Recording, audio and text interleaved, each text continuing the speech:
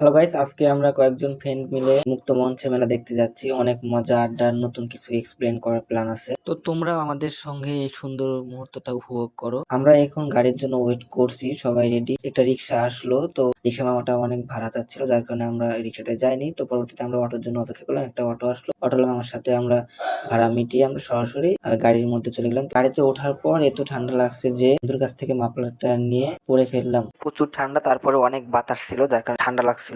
দেখতে দেখতে আমরা রেলগেটের দিকে চলে আসলাম। তো হঠাৎ করে দেখতে পেলাম লাইফ বয় লিমিটেড একটা অ্যাড চলছে। তো এখানে তোমরা যারা লাইফ বয় লিমিটেড এডিশন নিতে চাচ্ছ, তো এই বিজ্ঞাপন দেখলে হয়তো বা কিছু ছাড় পেতে পারো। আমরা দেখতে দেখতে নগর ভবনের দিকে চলে আসলাম। তো এখানে আবারও একটা জিপিএস ইস্পাত রডের একটা অ্যাড দেখতেছিলাম। যা এভাবে দেখতে দেখতে আমরা অটো থেকে নেমে সরাসরি মুক্ত মঞ্চের মেইন গেটের দিকে চলে আসলাম। তো এখান থেকে মুক্ত মঞ্চের যে মেলাটা, সেটা আমরা সম্পূর্ণ কিছু দেখতে পাচ্ছিলাম।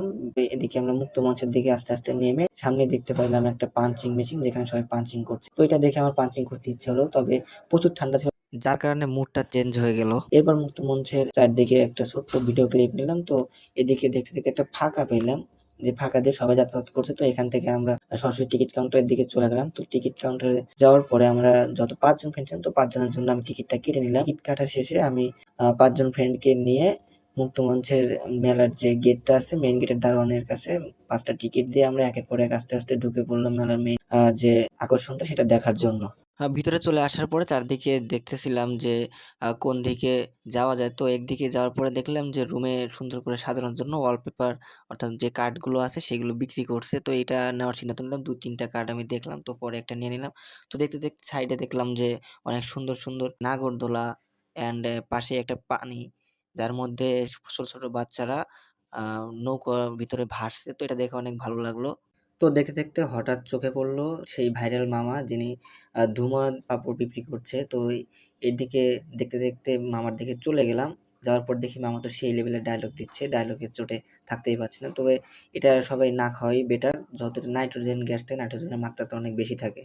এদিকে এসে কিছু ফটোশুট করলাম। পাশেই দেখতে পাচ্ছিলাম বাচ্চারা কুমিরের টেনে উঠে বসে আছে। তো আবার নাগরদোলা দেখতে পাচ্ছিলাম। তো এই সাইডে আসলাম অ্যান্ড একটা দোকানে গেলাম, দেখি যে অনেকগুলো বন্দুক আছে। তো বন্দুকটা নিয়ে আমি টিকিস করলাম যে কাউকে কিল করতে পারি কিনা। তো হাঁটতে হাঁটতে আবারও চলে আসলাম আরেকটা নাগরদোলার দিকে, দেখে অনেক সুন্দর লাগছিল। তো আবারও হাঁটা শুরু করলাম। হাঁটতে হাঁটতে চতুর্দিকের পরিবেশটা দেখছিলাম যে আসলে কোন দিকে যাওয়া যায়। তো অনেক সুন্দর একটা পরিবেশ এই মেলায়।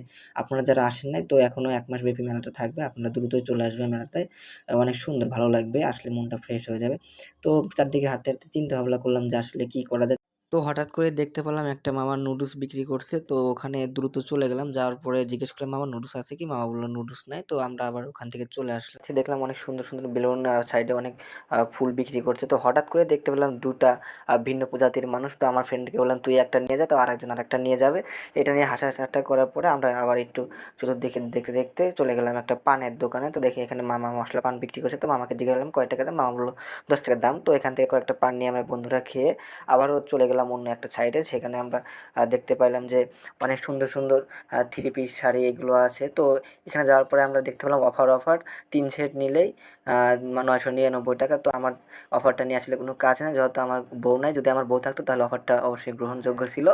তো এর দিকে ঘুরতে ঘুরতে আবারও চলে আসলাম চশমার দোকানে। তো এখান থেকে কয়েকটা চশমা ফ্রেন্ডরা নিল। তো এটাই মোটামুটি আমাদের ঘোরার শেষ পয়েন্ট ছিল। তো এখান থেকে ঘুরতে ঘুরতে আস্তে আস্তে আমরা এখন বাসার দিকে আবার রওনা হচ্ছে। আমাদের মেইন গেটের দিকে চলে আসে, মেইন গেট থেকে আমরা চলে আসলাম। তো বাইরে এসে আমরা সরাসরি আবারও সেই রিক্সাতে উঠে পড়লাম প্রচুর কনকনে ঠান্ডার মধ্যে, মাফলারটা পেঁচিয়ে আবারও সেই রাজশাহীর সুন্দর শহরের মধ্যে দিয়ে আমরা আমাদের বাসার দিকে যাচ্ছি। ভিডিওটা সবার কেমন লাগলো? আশা করি অনেক ভালো লাগছে। তো সবাই কমেন্টের মাধ্যমে আপনাদের মন্তব্যটা জানিয়ে যাবেন অ্যান্ড পারলে শেয়ার করে যাবেন।